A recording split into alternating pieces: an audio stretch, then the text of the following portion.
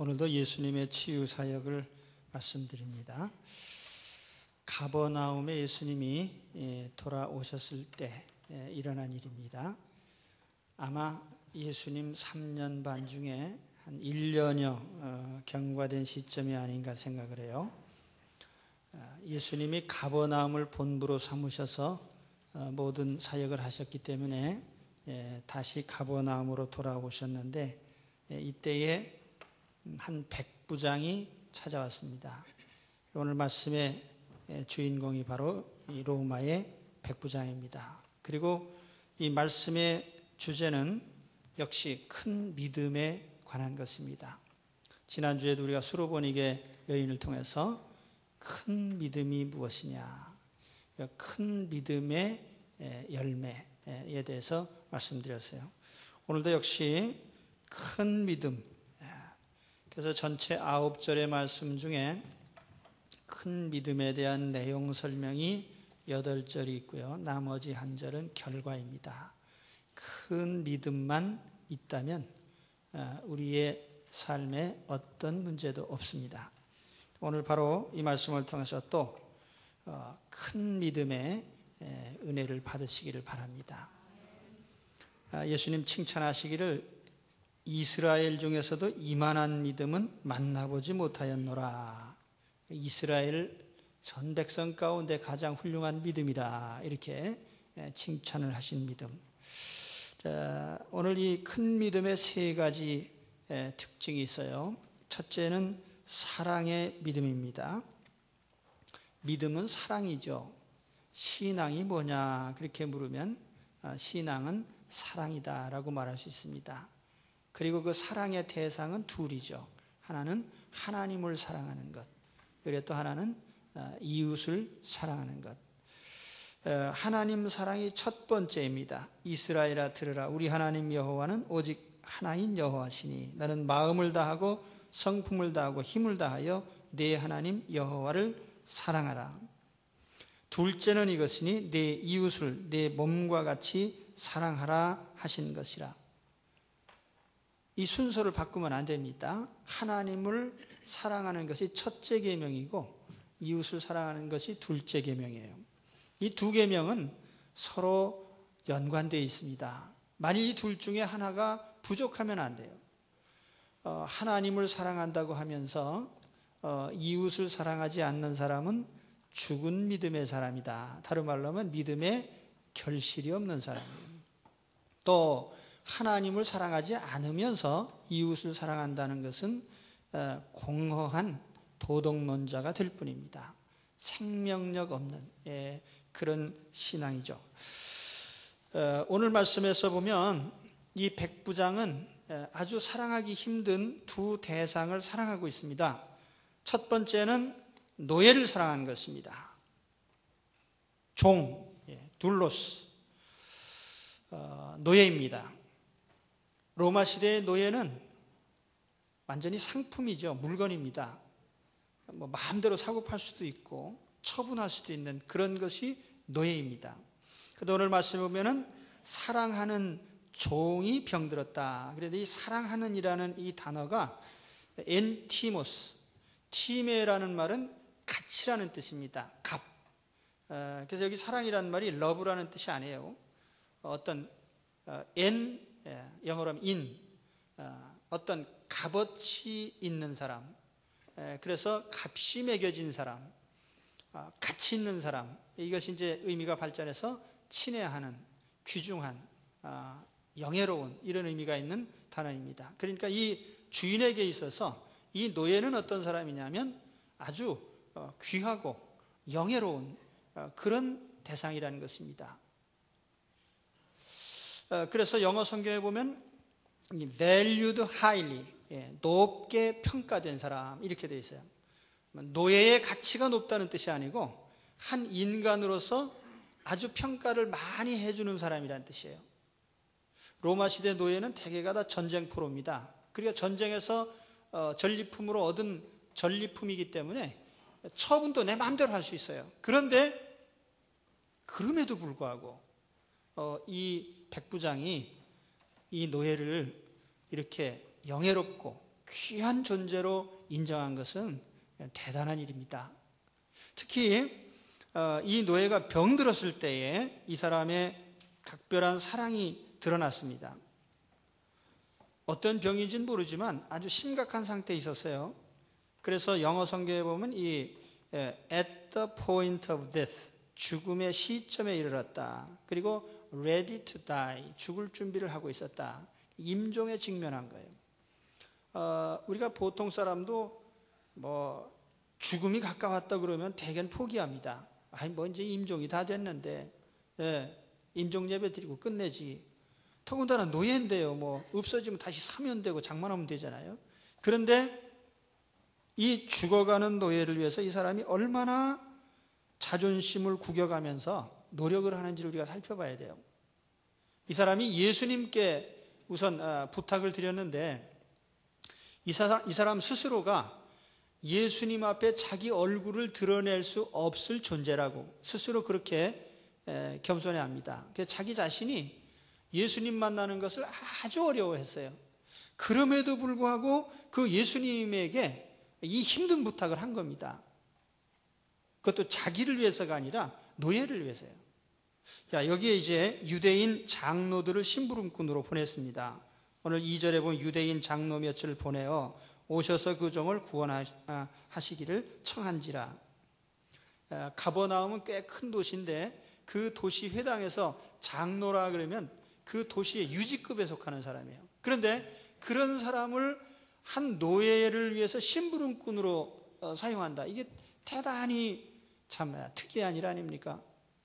또 더군다나 자기 친구들도 또 심부름을 보내고 있는데 아마 로마군의 장교들이었을 겁니다. 신분상으로 보면요 대단한 사람들이고 로마 시민권자에 또 특별한 지위가 있는 사람이고, 그런데 그 노예 때문에 로마군의 장교가 심부름을 다니고 이게 될 일이에요. 그러나 이런 일을 시켰다는 것이 오늘 바로 이 백부장의 마음을 보여주는 겁니다. 자기의 노예 하나를 살리기 위해서 자기의 신분과 모든 것을 다 벗어 던지고 노력을 하는 거예요. 이게 진정한 사랑의 모습이에요. 오늘 우리의 믿음은 바로 이런 사랑의 모습이 있어야 됩니다. 또 두 번째 사랑의 대상이 누구냐 하면 유대인을 사랑한 모습이 여기 나와요. 유대인. 옛날이나 지금이나 아주 사랑하기 힘든 족속이 유대인입니다. 그래서 사도행전에도 보면 클라우디우스 황제 때에 로마에서 유대인 추방령을 내린 기록이 있습니다. 아주 밉게 구니까 유대인은 쫓아내라.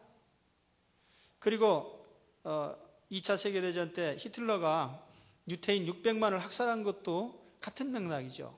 유태인이 이거 참 주머니에 돈 들어가면 잘 안 나오고 자기들끼리는 거룩하다고 하고 다른 족속은 돼지라 그러고 아주 까다로운 족속인데 정부치기 힘든 백성입니다. 지금도 그래요. 지금도 세계의 화약고라고 하는 중동의 핵심적인 이런 원인이 유태인입니다. 아마 중국이라는 거대한 나라도 미국의 눈치를 상당히 봅니다. 그런데 미국 눈치를 거의 안 보는 유일한 족속이 유태인이에요. 이건 우리는 하나님 눈치만 보면 된다 이런 사상이기 때문에 이거 아무도 못 말립니다. 그리고 지금도 그런 관점에서 경영을 하기 때문에 어떤 나라도 유대인의 문제를 함부로 다루지는 못해요. 바로 이런 족속이 유태인입니다. 그런데 이런 사랑이 힘든 유태인을 위해서 이 백부장이 그들을 민족을 사랑하고 회당을 지어줬다. 생각해 보세요. 식민지에서 그 피지배 민족을 위해서 그 민족의 종교를 위해서 어떤 이런 그 종교를 자기가 지지해주고 또 회당을 지어주고 대단한 것이죠. 아마 정신적으로 보면은 제일 아마 좋은 일 중에 하나일 겁니다. 회당을 지어줬다. 오늘 말씀해 보면 유대인 장로들이 이제 심부름을 하잖아요. 그런데 이 유대인 장로들이 심부름을 한 것은요 아주 특이한 일이에요. 자, 여기 이 백부장의 심부름을 갔던 유대인의 장로들이 예수님을 존경하고 믿는 사람들이었을까요? 아닐까요? 퀴즈 문제입니다. 우리는 이 사람들이 아마 예수님을 존경하고 잘 믿는 사람들이었을 것이라 하고 추측을 하죠. 그런데 사실은요, 전혀 반대의 생각도 해볼 수 있습니다. 왜냐하면은 가버나움에 대해서 예수님이 뭐라고 저주를 하셨냐면은 마태복음 11장 23절에 가버나움아 네가 하늘까지 높아지겠느냐 음부에까지 낮아지리라. 내게서 행한 모든 권능을 소돔에서 행하였다면 그 성이 오늘날까지 있었으리라. 내가 너희에게 이르노니 심판날에 소돔 땅이 너보다 견디기 쉬우리라. 가버나움 사람들을 예수님께서 저주하셨어요. 왜냐하면 3년 동안이나 본부로 삼고 가장 많이 기적을 베풀고 그곳에 주님의 증거를 하셨는데도 불구하고 안 믿어요. 적대적이고 예수님을 반대하고. 그러니까 아마 이 유대인 장로들도 예수님을 적극적으로 지지한 사람은 아닐 것 같아요.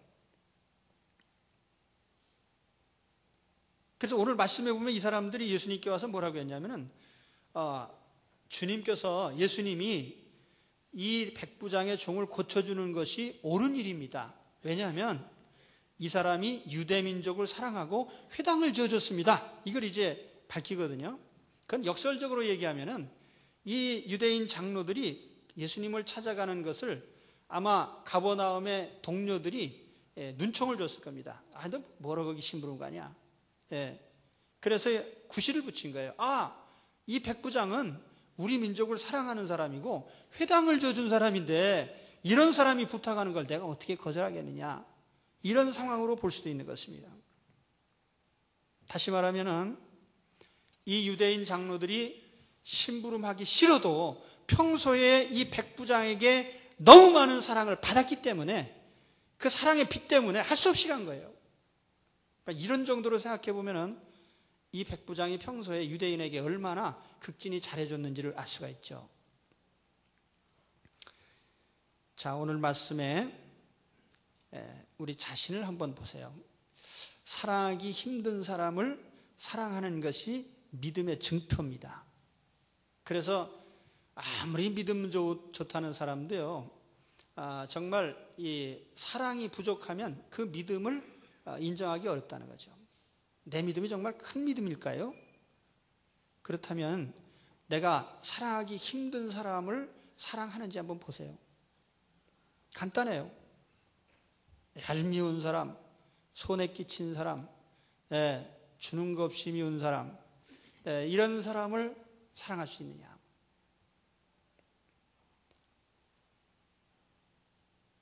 너희가 만일 너희를 사랑하는 자를 사랑하면 칭찬을 받을 것이 무엇이냐? 죄인들도 사랑하는 자를 사랑하느니라. 너희가 만일 선대하는 자를 선대하면 칭찬받을 것이 무엇이냐? 죄인들도 이렇게 하느니라. 너희가 받기를 바라고 사람들에게 빌리면 칭찬받을 것이 무엇이냐? 죄인들도 의수히 받고자 하여 죄인에게 빌리느니라. 오직 너희는 원수를 사랑하고 선대하며 아무것도 바라지 말고 빌리라. 그리하면 너희의 상이 클 것이요 또 지극히 높으신 이의 아들이 되리니. 오늘 우리 마음속에 내가 믿음이 얼마나 될까? 다른 거 없어요. 사랑하기 힘든 까다로운 사람을 내가 마음에서 정말 사랑할 수 있다면 그때는 내 믿음이 인정받을 만한 믿음이에요. 왜요? 하나님을 사랑하니까 누구든지 사랑할 수 있고요. 하나님이 나를 그만큼 사랑하는 것을 알기 때문에 사랑의 빚진 자로서 사랑하지 않을 수 없는 거죠. 이런 사랑을 가질 때에 하나님께서도 우리 삶의 모든 면에서 결실을 주시는 겁니다. 그래서 우리 로마서 8장에 있는 말씀 우리 잘 알잖아요. 우리가 알거니와 하나님을 사랑하는 자 곧 그 뜻대로 부르심을 입은 자들에게는 모든 것이 합력하여 선을 이루느니라. 모든 일이 합력하여 잘 되는 그 믿음이 어떤 믿음이냐면 하나님을 사랑하는 자예요. 하나님을 사랑하는 자. 하나님은 사랑이시라. 사랑 안에 거하는 자는 하나님 안에 거하고 하나님도 그 안에 거하시느니라.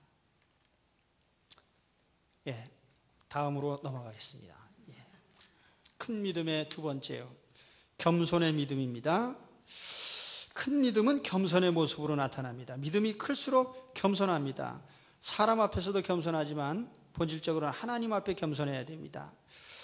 본문에 보면 이 백부장은 자기 스스로 예수님을 찾아오지 않고 유대인 장로들을 보냈어요. 근데 이 점에 대해서는 우리가 왜 친히 가는 게 더 예의가 아닐까 이렇게 생각해 볼 수 있는데, 이 당시 상황을 보면 그렇지 않습니다.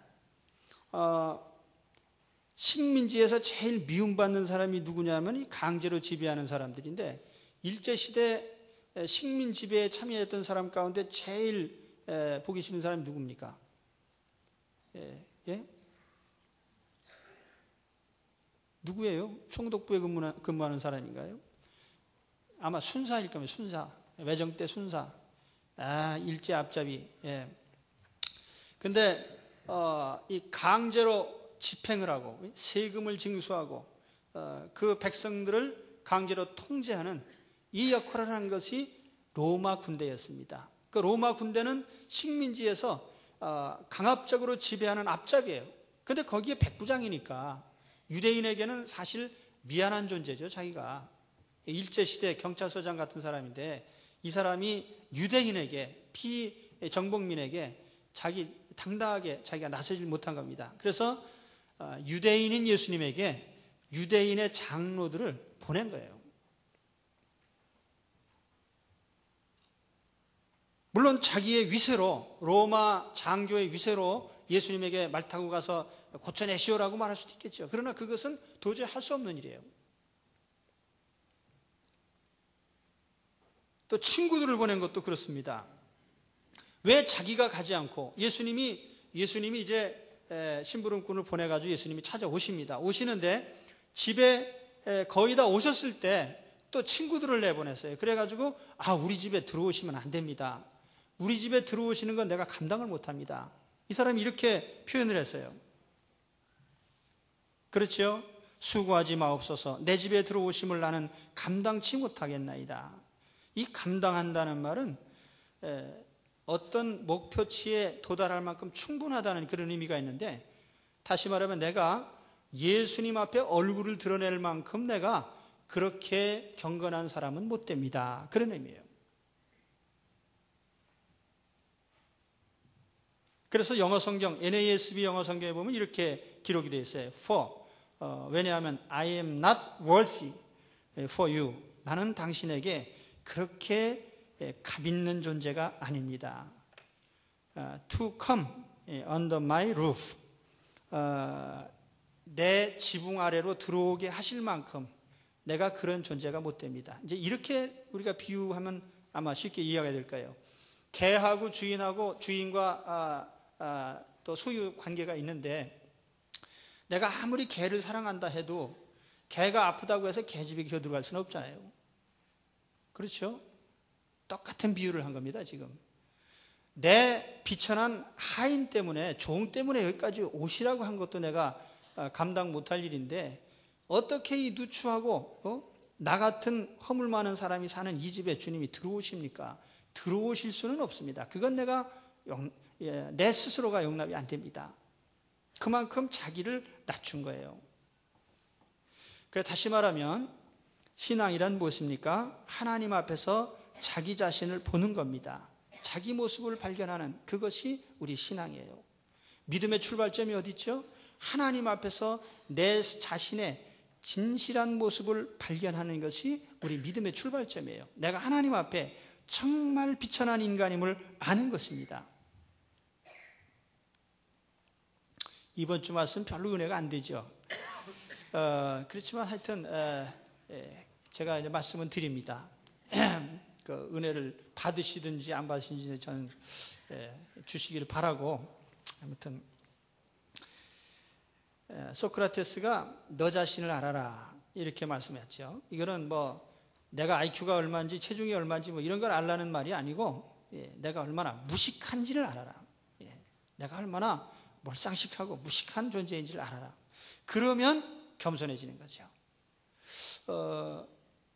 겸손이라는 것은 자기 실체를 발견한 결과입니다. 특히 하나님 앞에서 자신의 모습을 발견한 결과가 우리의 겸손이에요.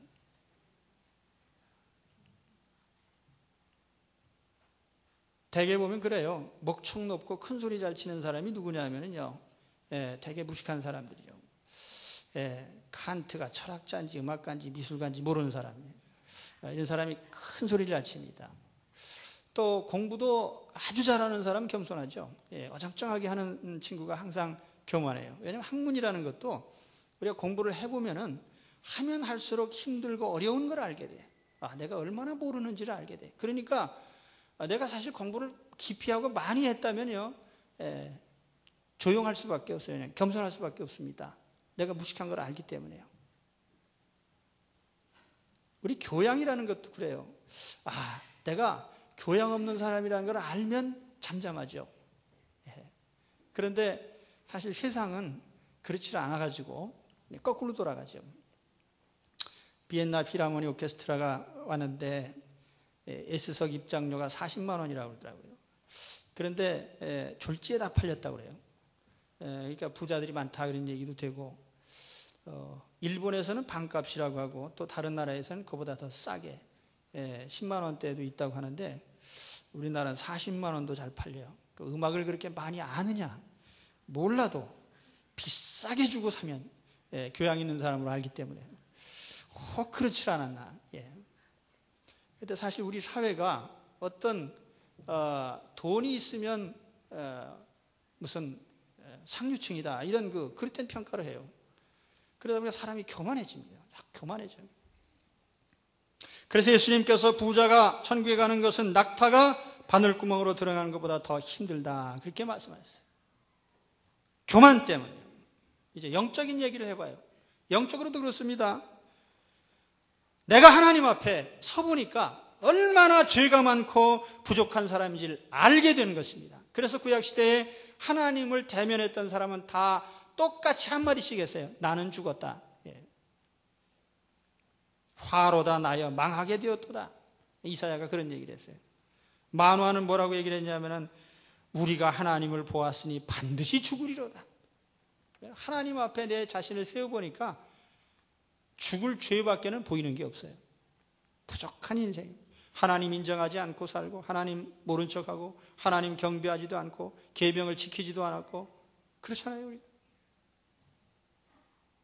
그래서 지옥 1번지에 떨어질 자신의 운명을 바라볼 때 얼마나 자기가 한심한 사람입니까? 이러한 하나님 앞에서 자신을 철저하게 보는 것이 뭐예요? 이게 겸손입니다.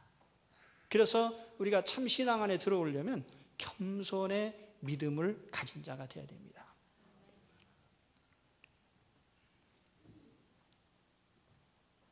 하나님 앞에 내 자신을 세워보십시오. 나는 과연 여기 백부장처럼 이런 마음을 가질 수 있을까요?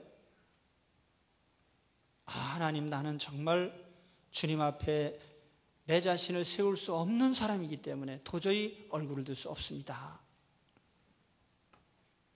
중국 북경에 자금성이라는 궁궐이 있어요. 25만 평이 넘는 큰 궁궐이고요. 방의 수만 해도 10,000개 가까이 돼요. 그래서 한 사람이 태어나가지고 하루에 한 방씩 자면 27년 동안 자야 돼요. 그런 엄청난 그 자금성인데 거기에 명나라 청나라 때 황제가 거기에 있었습니다. 황제.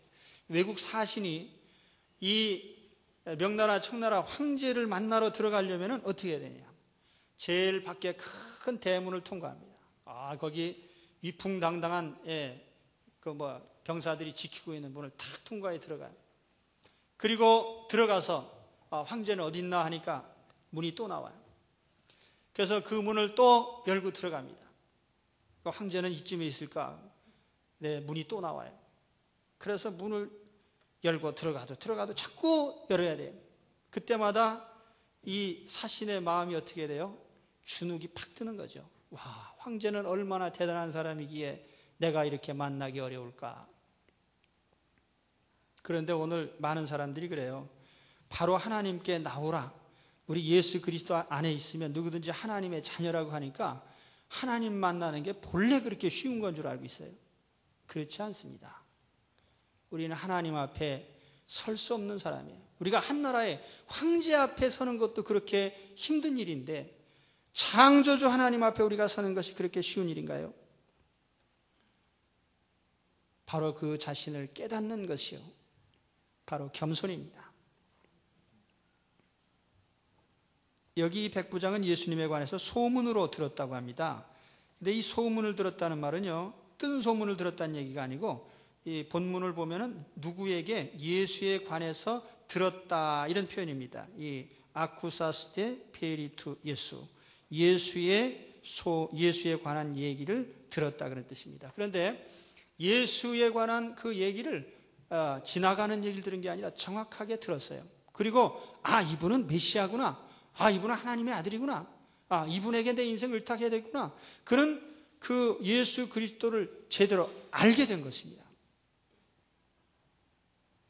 어떤 분은 이 백부장이 유대교로 반쯤 개종한 개종자다 이렇게 얘기를 합니다. 개종자가 아니고 개종자입니다. 종교를 바꾼 사람. 근데 유대인 개종자가 두 부류가 있어요. 하나는 철저한 개종자가 있습니다. 이건 누구냐면 물로 씻는 세례를 거치고 할례를 받고 또 제물 바치는 의식까지 통과한 그 유대 계율을 지키기로 한 사람을 유대교의 철저한 개종자라고 그래요. 그분 두 번째 개종자는 뭐냐면은 이런 할례도 안 받고 다른 의식을 통과하지 않았지만 구약 성경을 받아들이고 하나님을 믿기로 한 이런 사람들을 이제 이런 두 번째 개종자라고 합니다. 그래서 이제 그 유대교에서 보면은 이 문의 개종자라는 말이 있어요. 문의 개종자, 이 문 앞에 문 안으로 들어온 그런 저기는 아니고, 바로 이 백부장이 그런 정도의 유대교 개종자였다면 이 사람이 예수님을 이렇게 확실히 알게 된 것은 얼마나 또 이것이 큰 축복이냐는 것이죠. 어떻게 보면 여기 유대인 장로들도 나오고 또 자기 로마의 장교들도 친구로 등장하지만 이 많은 등장인물 가운데 가장 하나님께 가까이 간 사람이 누구냐면 이 백부장입니다. 제대로 된 믿음을 가졌으니까요.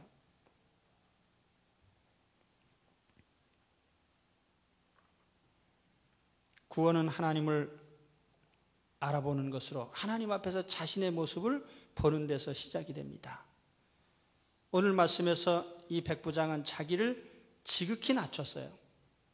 그래서 영어 성경에 보면요, 아주 인상적인 두 마디가 들어있습니다. 이 백부장은 I am not worthy, 나는 가치 없는 사람이다, 그렇게 스스로 얘기를 했어요.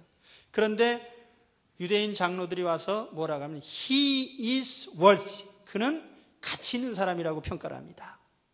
내가 나를 낮춘다고 해서 남들이 나를 무시하는 게 아니라 내가 하나님 앞에 낮아졌을 때 다른 사람들은 나를 높이는 것입니다. 더군다나 예수님께서 이스라엘 중에 이만한 믿음이 없다라고 그 믿음을 인정하셨어요.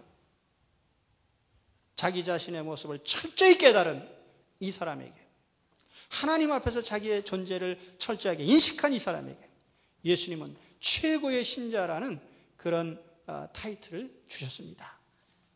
오늘 이 겸손이 무엇인지 한번 깨달아 보시기 바랍니다. 세 번째, 예수님의 절대 명령을 믿는 믿음이에요. 절대 명령. 이 세상에 절대 명령이라는 게 존재합니다. 그것이 예수님의 명령입니다. 이 사람은 신분이 로마의 군인이에요. 근데 이 사람이 특별히 군인이기 때문에 명령에 아주 익숙합니다. 그 명령을 아는 사람이에요.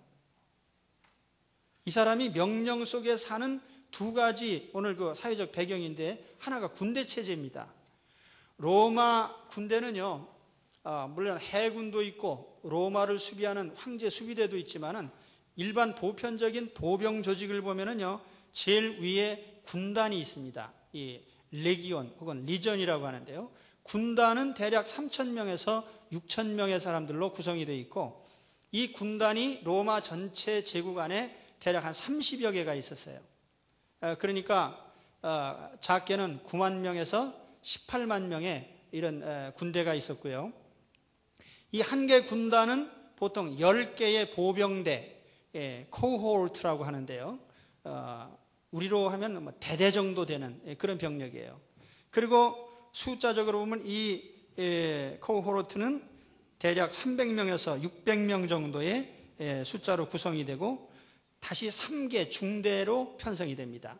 매니풀이라고 하는데요. 이 3개 매니풀인데 1개 중대는 대략 60명에서 120명이 되고 2개의 소대, 다시 말하면 이 센츄리라고 하는데요. 바로 이 센츄리가 소대입니다. 여기 백부장이라는 이 사람이 통솔하는 부대예요. 그러니까 숫자적으로 보면 100명이 아니지만 이 센츄리라는 건 100이라는 뜻 아닙니까? 그런데 100명은 아니에요. 실제로 30명에서 60명 정도 되는 병력인데 이걸 통솔하는 사람이 센츄리온, 백부장이라고 한 겁니다. 그러면 이제 군대 조직에서 보면 이 사람은 제일 말단 장교예요. 자기 위에 중대장이 있죠. 대대장이 있죠. 더 위에 군단장이 있죠. 총사령관이 있지. 황제가 있지. 그리고 이 사람은 항상 위에서 명령 내려오면 복종하는 것이 자기의 군사적인 자기 직분입니다. 명령 내려오면 그대로 하면 돼요. 병사 훈련해라 훈련시키고 병사 음식 의료 점검해라 그러면 점검하고 그것이 사람의 직분이라고요. 그러니까 이 사람은 자기가 이런 군대에 익숙하다 보니까 명령하면 되는데 주님 명령만 하십시오. 또 두 번째로 이 사람은 로마 사회, 다시 말하면 이 노예 제도 속에 사는 사람이에요. 로마 제국의 절반이 노예입니다.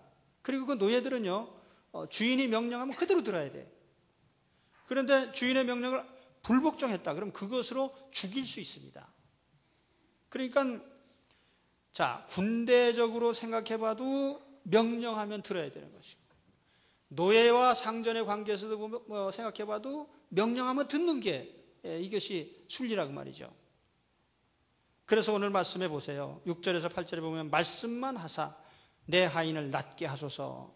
저도 남의 수하에 든 사람이요 제 아래도 군병이 있으니 이더러 가라 하면 가고 저더러 오라 하면 오고 제 종도로 이것을 하라 하면 하나이다.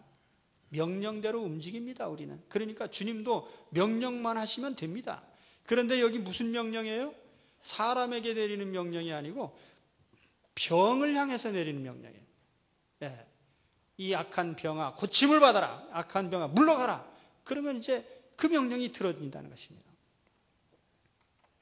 다시 말하면은 이 사람은 군대 속에서 보면은 자기 위에 사령관이 있고 황제가 있어요. 최고 명령권자입니다.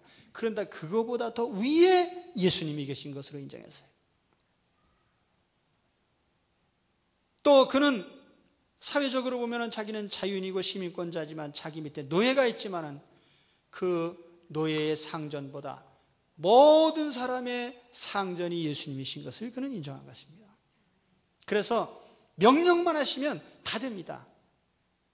심지어 비인격체인 바람과 파도를 향해서 명령해도 들으시고 듣고 또 귀신을 향해서 명령해도 이루어지고 자연물을 향해서 명령을 해도 이루어지는. 그래서 예수님은 인간 사회 군대의 사령관이기 전에 인류의 사령관이시기 전에 온 만물의 사령관이십니다. 우주의 사령관이십니다. 그래서 주님이 명령하면 그대로 이루어집니다. 오늘 우리가 하루하루 살아가면서 여러분 성경에 기록된 주님의 명령을 우주의 사령관의 명령으로 받으십니까? 그것이 우리 믿음 생활이라고 말이에요. 그래서 주님이 하신 성경의 모든 명령의 말씀들을 우주 사령관의 명령으로 받고 그대로 복종하는 생활을 할 때 믿고 그대로 행해요. 그러면 하나님의 기적이 나타납니다. 바로 이런 믿음의 사람들이 되십시오. 오늘 이 백부장의 세 가지 믿음에 대해서 말씀드렸어요. 하나는 사랑의 믿음이라고 그랬죠. 믿음이라는 것은 하나님을 사랑하고 사람을 사랑하는 사랑의 본질 속에서 항상 나타납니다. 특히 사랑할 수 없는 대상을 사랑하는 것이 진정한 믿음의 증표입니다. 그것도 한 가지는 겸손입니다. 이 사람은 자기 자신을 마치 개의 주인이 개 집에 들어올 수 없듯이 영광스러운 주님께서 자기 집에 들어올 수 없다고 하는 그런 자기 자신에 대한 깨달음, 인생의 정난한 모습에 대해서 자기 스스로를 발견한 사람이에요. 그래서 세 번째로 이 사람은 예수님의 명령이면 우주 가운데 어떤 것도 다 순종한다고 하는 이런 절대 명령을 믿은 사람이에요. 바로 이런 믿음으로 나가게 되시기를 바랍니다. 그럴 때에 오늘 하나님께서 야, 내 믿음이 크구나. 그 이하동문이에요. 마지막 9절에 가서 보면은 그대로 믿고 갔더니 그대로 됐어요. 믿음대로요. 오늘 큰 믿음을 인정받으시고 믿음대로 이루시기를 축원합니다. 기도하겠습니다.